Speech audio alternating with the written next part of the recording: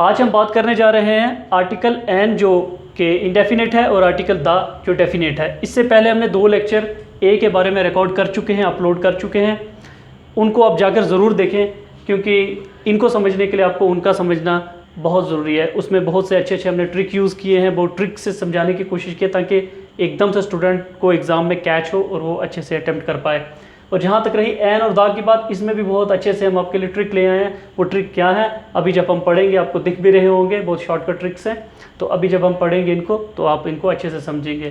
So let's start. Use of an, right. An हमारा क्या है? It's an indefinite article, right. Definite means जो मखसूस जगह पर, खासकर जगहों पर लगता है, स्पेसिफिक चीज़ों को बताता है। एन, पहले तो मैं एक बॉटम लाइन क्लियर कर दूं कि एन जो है जब आपकी वावल साउंड होगी उससे पीछे जो है आपको एन ही लगाना है।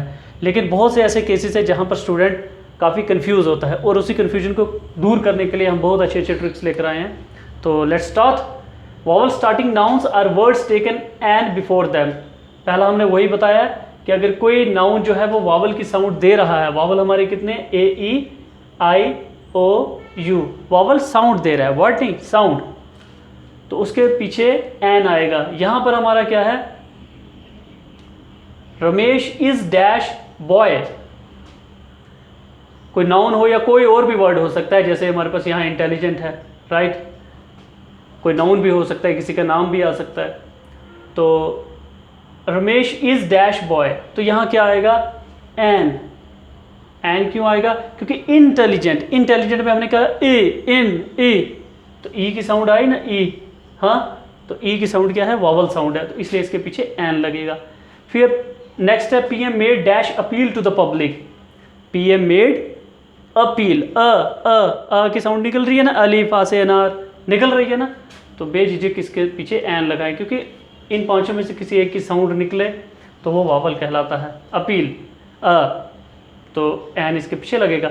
दूसरा हमारा जो ट्रिक है वो ट्रिक ये आपको देखते हुए एकदम समझ आना चाहिए, क्योंकि एग्जाम में टाइम बचाना होता है। वहाँ ट्रिक्स के अलावा आपको रूल्स तो उससे बहुत टाइम लग जाता है, इसलिए ट्रिक्स बताना बहुत ज़रूरी होता है ताकि एग्ज़ाम अच्छे से हो। क्योंकि अगर आपका इंग्लिश सेक्शन और आपका रीजनिंग हो गया तो आप समझ लें कि आप बहुत ज़्यादा एग्जाम के अंदर आ चुके हैं, बहुत ज़्यादा चांसेस बन चुके हैं आपके। नेक्स्ट है एन किस, जो एच से वर्ड स्टार्ट होते हैं ना, काफ़ी वर्ड्स हैं हमारे पास जो एच से स्टार्ट होते हैं, लेकिन उनका जो एच है हम प्रोनाउंस नहीं करते, ठीक है। जैसे आर, घंटा, ठीक है, घंटों में हम इसको आर पढ़ते, हार नहीं पढ़ते, एच इसमें नहीं पढ़ते हम, ठीक है। एच को हम प्रोनाउंस नहीं करते, ठीक है। तो इस तरह के जो कुछ एच वाले वर्ड्स होंगे, an hour, an honest man, an heir, an honourable person, इनके पीछे एन ही लगेगा, ठीक है। An hour, an honest person, an heir, an honourable man. H H है लेकिन इनको ओ से स्टार्ट करते हैं, ठीक है। एच को प्रोनाउंस नहीं करते, ओ से करते हैं। ओ, तो ओ हमारा क्या, वावल साउंड है, तो इनके पीछे भी एन लगेगा। और थर्ड जो है हमारा ट्रिक है एन के रिलेटेड, बहुत इंपॉर्टेंट है। अब इसको देखें, अगर आपके कहीं पर कुछ एब्रीविएशन में बताता चलो, एब्रीविएशन क्या होता है, शॉर्ट फॉर्म्स, ठीक है। जैसे एमए मास्टर ऑफ आर्ट्स की शॉर्ट फॉर्म क्या, एमए, तो एमए मास्टर ऑफ आर्ट्स की एब्रीविएशन है, ठीक है। अगर आपके पास कोई भी एब्रीविएशन आती है, वो अगर या तो एच से स्टार्ट हो रही हो, या एल से स्टार्ट हो रही हो, या एम से स्टार्ट हो रही हो, या एन से, एफ से, आर से, एस से, एक्स से, H, L, M, N, F और एस, एक्स, इसको लिख लें अच्छे से, ठीक है। इसके नोट्स बनाएं साथ साथ, ऐसे नहीं रहेगा। या तो अगर नोट्स नहीं तो या वीडियो वॉच रिवॉच करें तो आपको याद रखेगा कि इसको आपको टिप ऑफ द टंग होना चाहिए। अगर कोई भी आपकी एब्रीविएशंस शॉर्ट फॉर्म्स में अगर वो स्टार्ट होती है इधर एच से या एल से या एम से, एन से या एफ से, आर से या एस से, एक्स से, उसके आगे बेझिझक आप उसके पीछे आप बेझिझक एन लगाएं।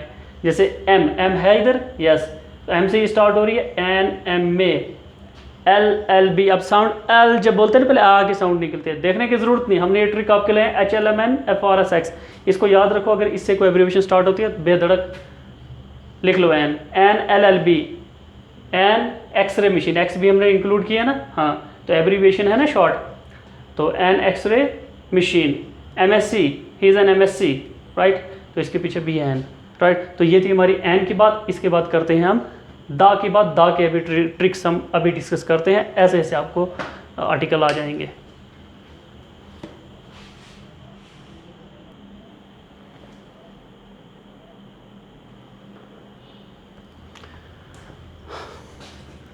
तो आगे चलते हैं, दा की बात करते हैं, राइट। सो दा के लिए जो हमने शॉर्टकट मेथड लाए हैं जो आपको एकदम से ट्रिगर करें और एकदम से आप एग्जाम में लिख सकें। तो पहला नाम है for particular thing or person, कोई किसी पर्टिकुलर चीज़ का नाम लिया हो, क्योंकि दा को कहते हैं डेफिनेट आर्टिकल है। डेफिनेट मतलब किसी पर्टिकुलर चीज़ का नाम ले, किसी खास चीज़ का, मखसूस का, ठीक है, तभी हम इसको डेफिनेट आर्टिकल कहते हैं। तो he visited the railway minister, अब क्या है, इसके पीछे दा क्यों लगाया है, क्योंकि एक पर्टिकुलर मिनिस्टर की बात हो रही है, राइट, तो इसलिए यहाँ पर दा लगा है, राइट। जब भी किसी पर्टिकुलर चीज़ की बात हो रही हो उसके पीछे दा लगेगा। दूसरा क्या है, this is the is placed after, किन किन चीज़ों के बाद दा लगता है, one of, each of, neither of, either of, none of, everyone, इस तरह के जब वर्ड्स आ जाएं उनके आगे भी दा लगता है। For example, one of dash boy is absent, one of boy is absent is wrong, आएगा वन ऑफ द बॉय, क्योंकि ट्रिक हमने क्या डेवलप किया है, अगर वन ऑफ है, ईच ऑफ है, नीदर ऑफ है, ईदर ऑफ है, नन ऑफ है, एवरीवन है, इसके आगे लगेगा क्या, द। अब देखिए वन ऑफ के आगे लगा द, फिर either of dash man was absent, either of the man was absent, ठीक है, मैंने कहा ना ईदर ऑफ के बाद भी लगेगा, नीदर ऑफ आ गया, इसके बाद भी लगेगा, neither of the girls is intelligent. समझ में आ रही है, ये ट्रिक याद रखना, one of, each of, neither of, either of, none of, everyone, इस तरह के अगर वर्ड्स आगे उनके आगे दा ही लगेगा। बिफोर कम्युनिटीज़, जैसे the Hindu community, the Muslim community, the Sikh community, the Christian community, communities के नाम के पीछे भी दा लगता है। If an adjective is followed by some proper noun, अगर हमारे पास कोई एडजेक्टिव है, कोई किसी की तारीफ हो रही है और उसको किसी प्रॉपर नाउन आगे फॉलो कर रहा है, तो उसके पीछे भी दा लगेगा। कैसे, we love the immortal Gandhi, right. अब इमॉर्टल क्या था, एडजेक्टिव था, हमने क्या कहा है कि एडजेक्टिव किसके साथ फॉलो कर रहा हो, किसी प्रॉपर नाउन के साथ, तो ये प्रॉपर नाउन है, एडजेक्टिव किसके साथ फॉलो हो रहा है, प्रॉपर नाउन के साथ, तो ये कंडीशन डिजर्व कर रही है कि इसके पीछे दा लगाया जाए, तो हमने इसके पीछे लगा दिए। जब ये चीज़ भी देखनी है जहाँ किसी की तारीफ हो रही हो और आगे जो नाउन है वो प्रॉपर नाउन हो, और कोई नाउन नहीं, प्रॉपर नाउन हो अगर, तो ये दोनों कंडीशन अगर एडजेक्टिव प्लस प्रॉपर नाउन कहीं पर फॉलो हो रहा है तो उसके पीछे सीधा आप दा लगा दें आंखें बंद करके। Understand, let's some more tricks.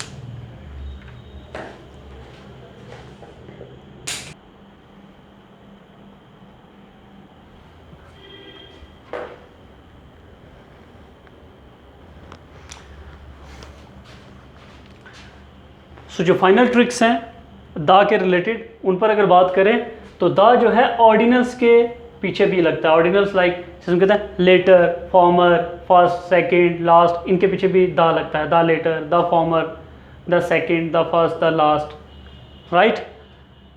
तो इससे आगे जो नेक्स्ट हम बात करें, जो हिस्टोरिकल कास्ट है ना, कास्ट, जाति वगैरह, उनके पीछे भी दा लगता है। हिस्टोरिकल जो फेमस है लाइक ब्राह्मण, शूद्रा, आर्यंस, एल्पाइन, राइट, उनके पीछे भी दा लगता है।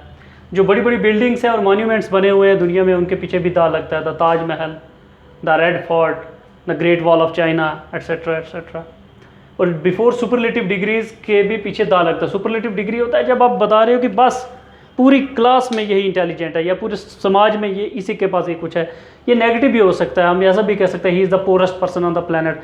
ओके, जब सुपरलेटिव डिग्री में आप चले जाते हो कि इसके अलावा बस forest, this is the poorest country in the world, right, कोई कंपैरिजन नहीं है, सीधा सुपरलेटिव डिग्री में आप चलेंगे। ठीक है, हम कह रहे हैं he is the most intelligent boy in the class, that means इसके अलावा कोई भी इंटेलिजेंट नहीं है, द मोस्ट, सबसे ज़्यादा इंटेलिजेंट यही है। तो जब सुपरलेटिव डिग्री में हम चले जाते हैं तो उसके पीछे भी दा लगता है। उसके बाद जो नेक्स्ट ट्रिक हमारा ये है कि अगर दो प्रॉपर नाउन आपस में कंपेयर हो रहे हैं तो उनके पीछे भी दा लगता है। अब दो प्रॉपर नाउन कैसे कंपेयर हो रहे हैं, जब दो प्रॉपर नाउन कंपेयर हो रहे हो तो जो दो प्रॉपर नाउन, यही बात याद रखें, कॉमन नाउन, प्रॉपर नाउन, ये सब चीज़ें याद रखें। प्रॉपर नाउन, ठीक है, जैसे मैं दो इधर राइटर का नाम ले लेता हूँ, मैं दो राइटर का नाम ले लेता हूँ जो बड़े फेमस है, लाइक एक कालिदास को ले लेते हैं अपने, जिनको शेक्सपियर ऑफ इंडिया कहा जाता है। ठीक है,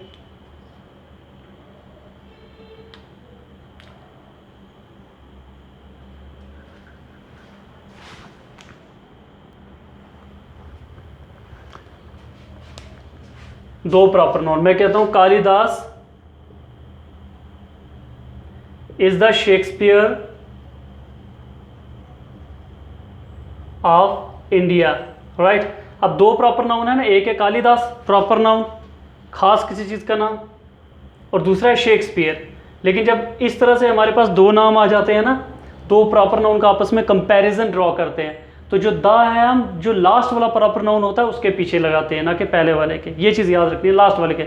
हम ऐसा नहीं लिखेंगे the Kalidas is the Shakespeare of India, no. हमने क्या करा, जब दो प्रॉपर नाउन आपस में, शेक्सपियर भी प्रॉपर नाउन है, कालिदास का नाम भी प्रॉपर नाउन है। अब क्या है, जब हमने लिखा है Kalidas is the Shakespeare of India, ठीक है, तो कालिदास इज द सेकंड, अगर कालिदास सेकंड पे होते तो कालिदास के पीछे दा लगना था।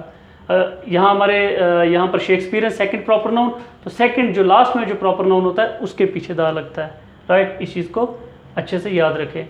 उसके बाद जो आइलैंड के ग्रुप हों उनके पीछे दा लगता है, सीरीज ऑफ माउंटेन्स के पीछे दा लगता है, ठीक है, माउंटेन रेंजेस के पीछे दा लगता है, न्यूज़पेपर के नाम के पीछे दा लगता है, the Hindu, the Daily Excelsior, ठीक है, the Hindustan Times, etcetera etcetera. Seas के पीछे the Indian Ocean, the Arabian Sea, ठीक है, गल्फ्स के पीछे लगता है, कैनाल्स के पीछे लगता है, डेजर्ट्स के पीछे the Arabian desert, holy books के पीछे the Gita, the Guru Granth Sahib, etcetera etcetera. Ships के पीछे like the Titanic ship, musical instrument के नाम के पीछे भी दा लगता है, द गिटार, द पियानो, ठीक है। तो प्लेन्स के नाम के पीछे भी दा लगता है, ठीक है। उसके बाद जो है ये चीज़ें याद रखनी, newspaper, seas, gulf, canal, desert, holy book, ship, music, इनको टिप ऑफ द टंग रखें, तो ताकि एकदम से वहाँ पर आपको याद आ जाए। तो उसके बाद जो टाइटल्स के नाम होते हैं, राइट, टाइटल्स के नाम क्या हो गए, लाइक प्रिंसिपल, ठीक है, एक टाइटल है ना, उसका नाम है the president, the father of the nation, इनके पीछे दा लगता है, द आयरन मैन, ठीक है। इनका याद रखना है, टाइटल्स के पीछे भी दा लगता है, टाइटल्स के नाम के पीछे, ठीक है। नेम्स ऑफ द टाइटल, एक पर्टिकुलर किसी को टाइटल मिला है, उसका नाम क्या है, ठीक है, तो उस नाम को जो उसके पीछे लगेगा, ठीक है, ये बात समझ लेना। तो इसके बाद एक एक्सेप्शनल केस डिस्कस कर लें। जैसे हमने कहा था कि कंट्रीज़ के नाम के पीछे दा नहीं लगता, बट हमारे पास कुछ कंट्रीज़ हैं जिनके नाम के पीछे दा लगा है, जैसे the United states, the United kingdom. अब ऐसा क्यों है, ठीक है, तो ये हमारे पास एक्सेप्शनल केस है। इंग्लिश के अंदर एक्सेप्शनल केसेस होते हैं, राइट, तो रूल बनते टूटते रहते हैं, राइट। जिस तरह से हम कहते हैं कि फॉर एग्जांपल कि हैज़ जो है सिंगुलर के साथ लगता है और है प्लूरल के साथ लगता है, लेकिन आई हमारा जो है सिंगुलर है, लेकिन आई के साथ हमेशा हम हैव लगाते हैं। अब क्यों लगाते हैं, जस्ट एक्सेप्शनल केस। तो इंग्लिश के अंदर बहुत सी ज़्यादा एक्सेप्शंस भी होती है, और एक्सेप्शंस मैक्सिमम एग्जाम में पूछी जाती हैं, क्योंकि उनको पता स्टूडेंट यही फंसेगा। तो याद रखें, the United states of America, the UK, इनके पीछे दा लगता है, लेकिन इस तरह से कंट्रीज़ के पीछे नहीं लगता, बट ये कुछ एक्सेप्शनल केसेस हैं जिनके पीछे दा लगता है। एक बार फिर से रिकैप कर लेते हैं।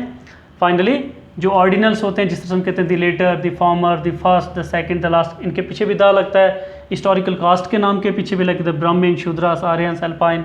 Grand buildings and monuments, Taj Mahal, the red fort, the great fall of China, इनके नाम के पीछे भी दा लगता है।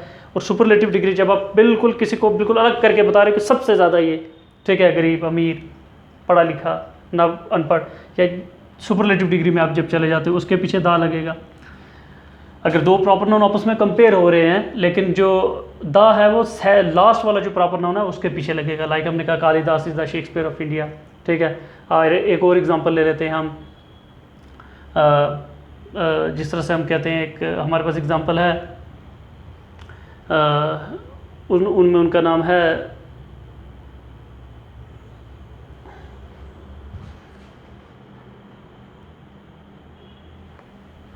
उनका नाम है Samudragupta. Samudragupta is the Napoleon of India उन्हें कहा जाता है, ठीक है।